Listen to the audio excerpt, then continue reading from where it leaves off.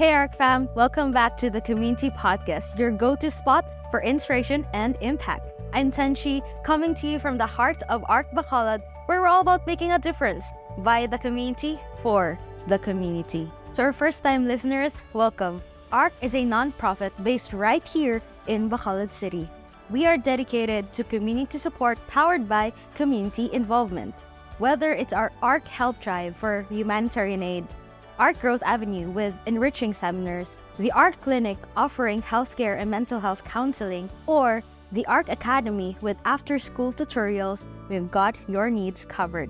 Interested in joining us? We're always looking for volunteers and partners that will help us make the community better. For today's episode, we have another awesome guest. And just like what I've mentioned in a previous episode, something cute, something furry maybe. Yeah, we have our guest for today joining us, Miss 𝗙𝗪 𝗪𝗏. She is a volunteer at Bach Project PH. Hello, Miss 𝗙𝗪. How are you today? Hi, Miss Dan. I'm good. Happy to be here and share our cause and our advocacy. Yes, indeed. This one is very unique, right? Our dear community we're in. This, when we are going out into the communities, is that it's not just people that we help, but also our little furry friends. Yeah, can you tell us more about Bach Project PH? Anong ginahimo to dire sa? Bach Project PH is a non-profit organization led by our founder, Miss 𝗀𝗏 𝗪𝗏. She's not here, and our very mission is to rescue strays, rehabilitate them, bulungon sila, and hopefully find them good, loving homes, stray dogs and cats. So basically, upon their rescuing, alagaan sila, and then if before we put them sa shelter, need nila i-vet, undergo blood works, everything. Pilas, it needs surgery. Yeah, so overall, good the check-up, no? Yes, rehabilitate. And then when they're open for adoption. Yes. So I'm sure that some of our community members here are quite familiar on Facebook, right? As they go through, you do posts on these animals and how they could, if you're willing to adopt. Nang dumakit-an ko mo sa Bach Project, especially here in Bacolod. So Bach PH is it in the entire Philippines, or just in Bacolod? As of now, local pa lang mo shelter diri lang gid sa Bacolod, sa Granada. So hopefully we'll grow gid, need ginamon manpower, need gid sponsors, we need everyone para mag-grow ni shelter, and hopefully makahelp pa ta sa outside cities also, not in Bacolod lang. Can you tell us a little bit history sang Bach? Sang saan sa nagsugod? What inspired this organization, right? Paano ni siya nagsugod? What year probably? Last year lang gid ang shelter last year lang gid siya gin-built, but ang volunteers, ang Bach Project PH mismo, like 2-3 years ago na. So gasigi-sige gid rescues, accommodate ang mga volunteers namon, and amo na ngamon nga problem gid before kay wala kami shelter. So after the rehabilitation, where would we put the dogs, where would we put the cats? So nang 2 years, 3 years ago ara ng Bach Project, but the shelter is like last year lang. Kag ang Bach Project gid ang ga-feed sa pound before, sa dog pound. So tigtugid ka mo sa dog pound ka? Tigtugid nag-start ang amon nga founder na si Miss 𝗀𝗏. Wow. So kumbaga, maybe you could share a little story man, no? I'm sure you know Miss 𝗀𝗏 about how nagsugod. Can you tell us on that very first probably rescue? Miss 𝗀𝗏. Or maybe yours as well, or an experience? Si Miss 𝗀𝗏, she's actually more into cats. Pero overall, she loves animals. She has a chicken on her own dito sa Germany. May chicken siya. Vegetarian na siya, wala na siya ga-eat animals. May goat kami actually sa shelter, and kakabata lang. As much as possible, if pwede niya ma-rescue every animal, ubrahon niya gid. Wala lang not just cats and dogs. Wala lang gid ga-focus sa cats and dogs. Si Miss 𝗀𝗏, amo na. So Bach Project is for all animals. It's like when a humanitarian group organization is all about all types of people. Back Project is for all types of animals. Truly, no, Back Project has been active in the animal community. And can you tell us about the volunteers on how they have, I'm sure these people are very passionate in taking care of animals. Did they approach you, or did you look for people na, hey, we have this organization, do you want to be part of this, or were there? Not sure lang sa iban kung upod, pero ako may transition gid. So before I dive into magsulod sa Bach Project na community, ako mismo may mga rescues na ko on my own, tapos sa balay lang na sila. So nakakita ko lang Bach Project, sige post, naga-volunteer ko to foster ang iba nila na rescue, volunteer ko to rescue, pero hindi pa ko like part gid sa family bla. Ang iban may kami nga naga-approach gid sa back nga maging volunteer gid, maging member, naga-approach gid. And of course, we highly encourage everyone gid, or even sa social media nga to volunteer kay need ginamon manpower, duty ginamon nga mga volunteers, especially sa mga upcoming events namon, mga adoption drives, mga project initiatives, mga musina. Ang rescuing niyo ba ninyo, 'di ba? Do you like intentionally go out in the streets like to find, or do people just approach you nga we have this nakita kami sa dollar, or din yun nare-rescue ang mga ang duwa ka point na ginhambal mo, we intentionally find that dog that is being reported to us, like inapangita ginayon namon ang gina-report sa mo, na ginatag sa mo sa Facebook, so pangitaon saruro yun ginanamon na bilog nga street Bacolod, especially if mag-report lang sila bala na wala nila na contain, or like wala kami nila ginwait nga kadto sa dira nga lugar para anong dog i-rescue. Tapos ang iba naman niya na-encounter lang sang volunteer, nalakat-lakat or may laktan, tapos sa sugata lang, hindi gid okay ang condition. So, that's where rescuing comes naman na. San o gid nagsugod for you personally? When did your love for, rescuing this animals started? Rescuing personally? Personally, like, anong nakahambal sa self mo nga? Gusto ko ni. I will help this animal. Bata pa mahilig naging ko sa sapat, kasi ang family namon may kasapatan gidya palibutan, pero nakita ko ni isang naga-school ko sa Manila, so naga-dorm ako, and syempre kung ga-dorm ka, hindi allowed ng pets, hindi gidya allowed ng pets. So may isa ka puppy nga na hit and run, like super gidyang legs balaw. May gahatag water, may gahatag food, pero wala siya sa higadalan. Like higda lang siya, bako hindi na okay ang water and food lang. So ginguyod kung ido sa likod sang dorm namon, kay hindi siya pwede makita, kay kung makita siya, ako makik out. So amo na, it's one reason also nga nagpuli ko sa Bacolod, kay may dogs man ko dire, taghamba ko, need ko gid it's for my soul, for my very own sanity also nga mag-rescue bala sa mga dogs, cats, mga tanan nga kasapatan. Gara, gid si mo heart yun na daw mo gid ang ginalog mo nga maka sa ila. Tanan kami nga volunteers, ang mo ginang handong, ang mo ginang gusto. What's a day like for a back volunteer? Uy, very exhausting. Kag magpuli ka, puro sa gidya balahibo. Wow. Puro sa gidya balahibo. May mga karos na ko gani pagkadto diri amo na siya. So what do you do there sa shelter? Like, do you go there like every day gid, or do you have schedules?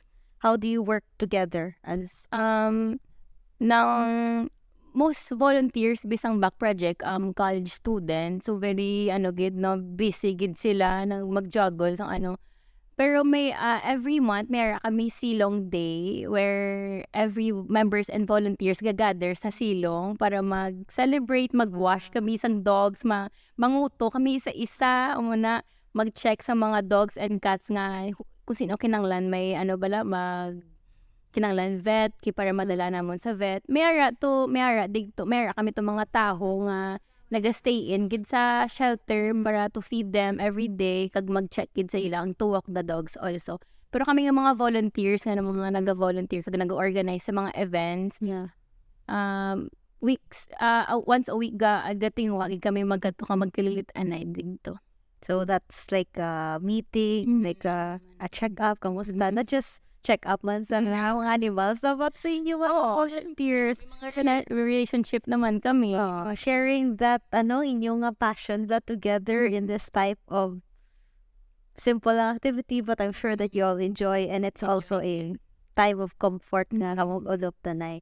And yeah, talking about Bach Project, and yeah, like what you've mentioned, you really intentionally find this dogs or cats that's being reported, no? So what they do is they just message you or tag you on tag or message Bach Project or any of the volunteers if kilala man nilang volunteer na siya. So throughout since 2 to 3 years of Bach Project, what are the different activities na aside from the rescue and taking care? Do you join events and how you tell people that we have Bach? May mga adoption drives kami. May mga adoption drive kami sa NGC, sa Panaan, sa SM Center. Not alone, like adoption drive. Kami actually, drive donations, kami sa mga, if may mga nasunugan or nabahaan, receive kami donations for them, tapos iamon nga ilan sa ila. What happens during the adoption drive? Ginadisplay naman ng puppies or ang dog nga fit nga to find a home. Ginadisplay naman sa mall or anywhere. Tapos mayroon kami lang mga volunteers nga mag-interview sa ila kung fit sila maging new fur parent. Hindi lang hindi lang basta-basta. So we make sure gid nga ang katuan sinasang ido na is responsible gid enough kay first of all sentient being na mo, hindi siya pwede pabayaan lang. Yeah. Second of all, gingastusan, ginanamon tudo para maging healthy na ang dog na. So was there an experience nga you've allowed that person to adopt and then, I don't know but it's a sad story, but was there a time na dugin balik sa inyo nga, ay sorry, I cannot, May ara gani nga, nag-adopt siya after adopt niya okay pang updates niya after a week and pero the next namon nga update about the dog is dead. So wala iya kami gin-update nga or sa naghambal na nangayo buli nga need ipa-vet ang dog or nagmalasakit ang musina. And actually careful gid kami magpa-adopt kay may ara daan like especially sa mga puppies and ang mga kittens nga gagmay pagidya. May mga bali-balita nga gina-feed sa mga alaga nga snake. So, dragi kami much careful if puppies or kittens kay the next day nga kamusaw, mahamba na sila patay na, wala na. So, balang sila nga patay. Kasi natuloy na sang manog, wala nila.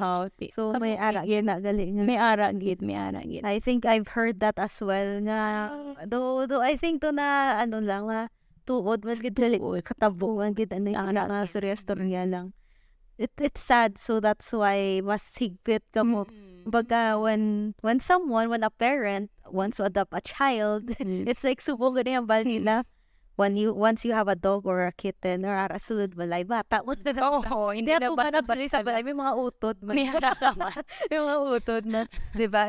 They're part of the family na they are. So amo na ka special on how we take care of this little fur babies manaton nga part of the family. So I'm sure ikaw man you own different say mo personal, you have dogs or cats or animals. I have dogs, I have cats. And some of the dogs come and go kasi siyempre foster after foster pa-adopt. So ma-attach ka cray ka na naman. How does it feel nga, di ba? Once you alaga na that dog. Na-attach ka na bala ka. Di na pangalanan mo man? Oo, amo nang budlag is ang mag-tenere sa akong 2 months. Wala dyan pong pangalan. Di ba ko pangalanan? Tadalang ka mo. Once pa pangalanan, may mark na. Yung pinaka. Amo nang isang fostering is a trap. Gid. Ginahatagan mo ng sakit, you are. But still, you were able to do something good. You were able for the dogs. It's for the dogs. And hoping lang that the new home, the new fur parents would accept and treat those little ones, And yeah, in your personal, I'm sure that it all started when you were a kid then, that you love dogs and basically pets and animals. Right now, what are the challenges for you? Are you like volunteer lang, 'di ba? So you're working as well. So how do you manage aside from the monthly meet up? For me, For example, subong bago ka lang to halin, is it like your schedule to the rush. Super rush kay dapat, no? Kay hindi lang ko estudyante mo, college student ako sa UNOR. May business ako ng online para mag-sustain man sa needs ang ako ng mga dogs inside sa balay ko.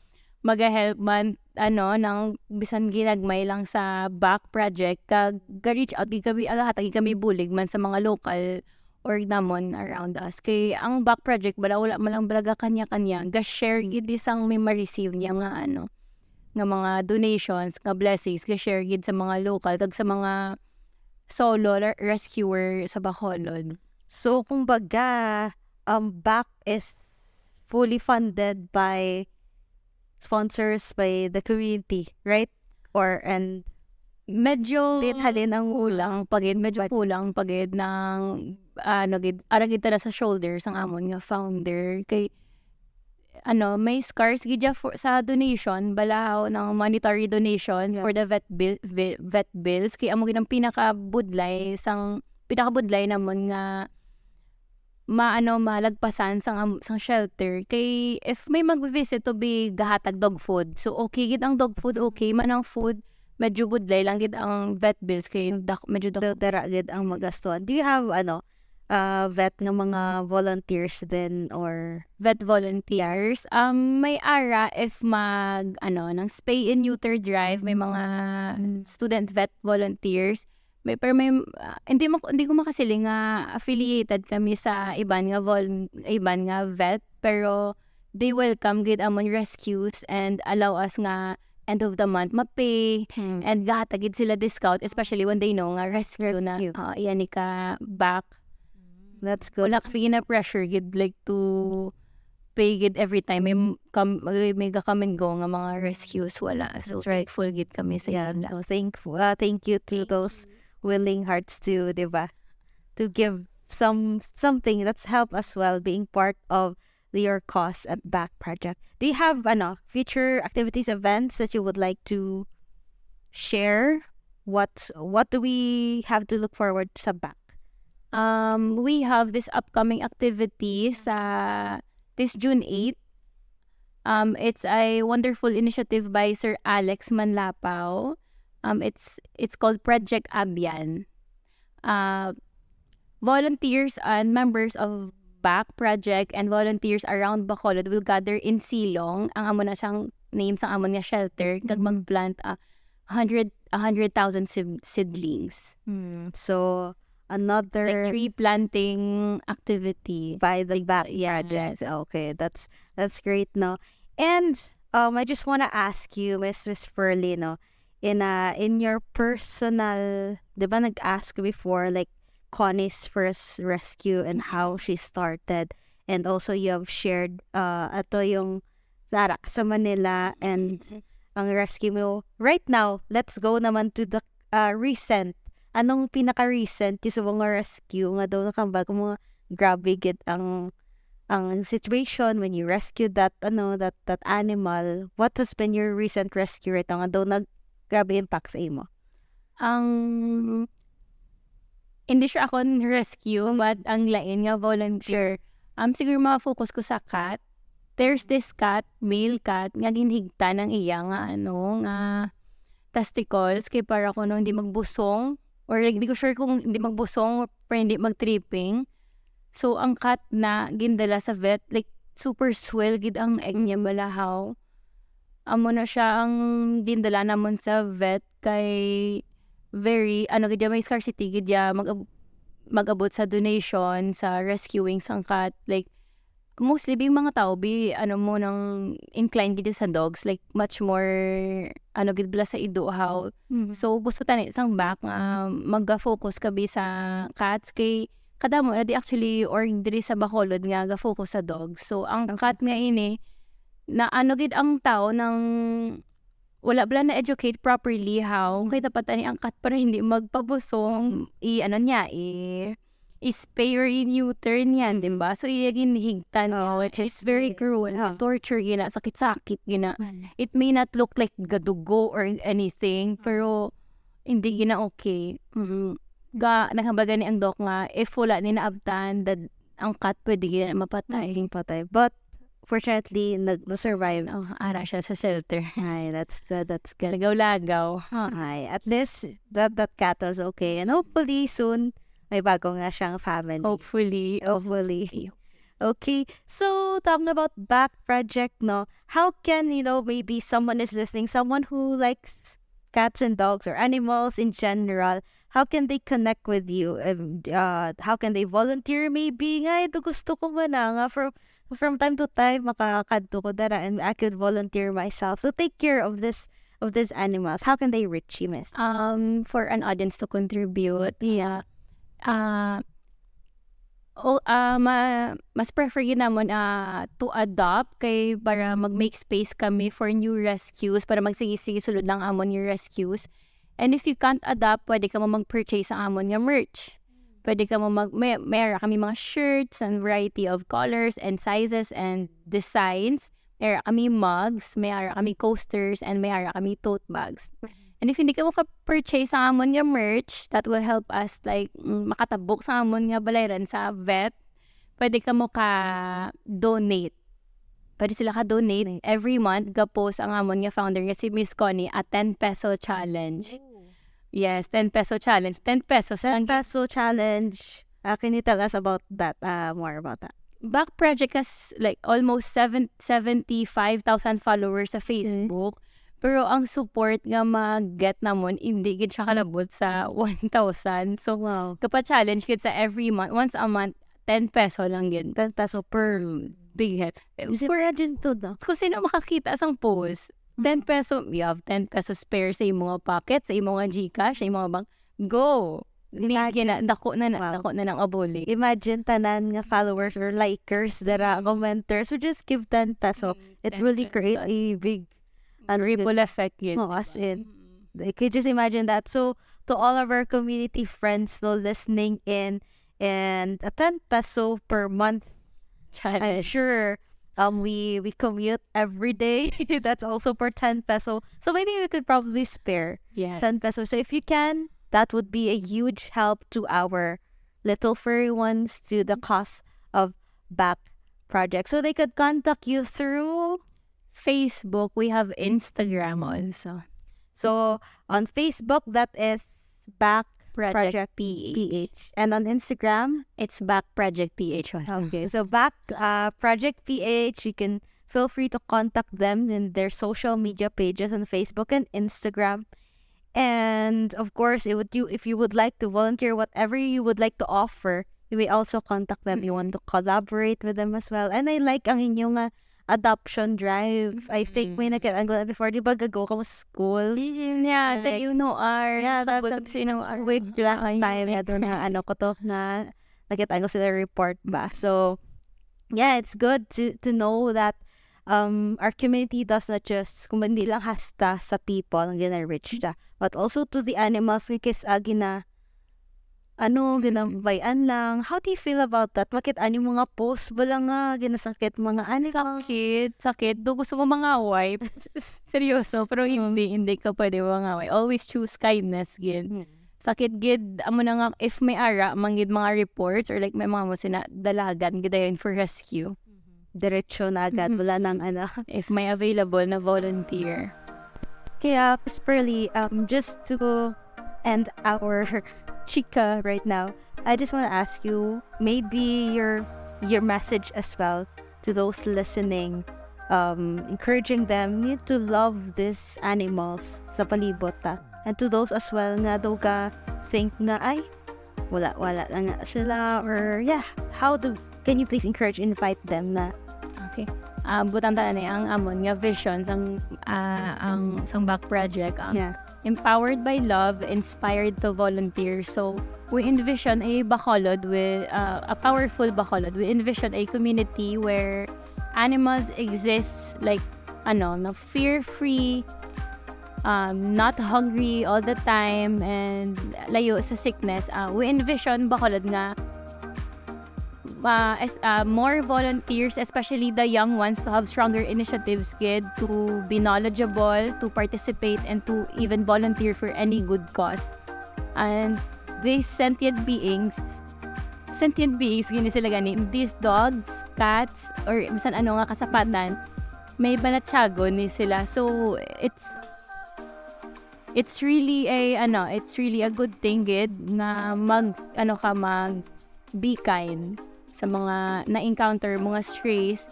And even if you can't adopt, even if you can't purchase, you can't donate, you can't volunteer, you can be kind to animals nga imo nga ma-encounter, or like leave steady water bowl outside your house, offer food, or like shade naman lang or shelter, especially rainy seasons na. Thank you so much, Miss Pearly, for sharing with us the stories and the cause of Bach Project PH. Indeed, we hope that a lot of more of our little furry friends are gonna be found. Yes. Mabuligan sila, and hopefully there would be willing hearts and willing families to welcome them as they're part of their family as well. Thank you so much, Miss Pearly. Yes, yeah. Thank you so much. Indeed, our dear our community, we are so happy to hear this the stories, this cause that Bach Project has. And let us continue indeed, here at ARC. We are promoting inclusivity here, and not just inclusivity in terms of the different types of people, but also let's include ang aton mga alaga. So if you're the type of person, yara kita diri in our community who likes taking care of animals, I'm sure that some of you have multiple pets at home, and let's continue to give them love, because like people, they also need the type of love na ma-feel nila that they are loved, because hambal pagid gani nila sa dog, it's the man's best friend, and grabe ang ila pagpalangga sa aton. And then we also show that to other people, ang ila nga importance. And some people may not be kind to them, but as long as we can, let's do it. And hopefully that soon we will have a more animal friendly environment wherever we may go.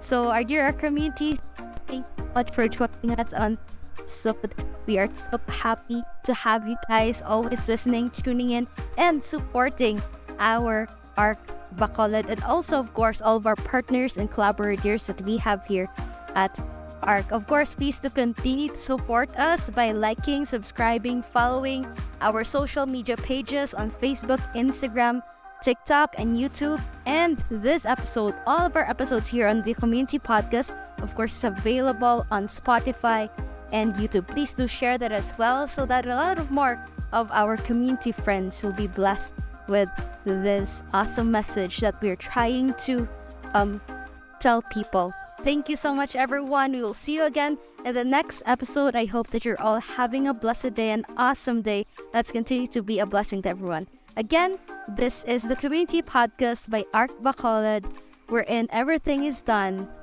by the community for the community.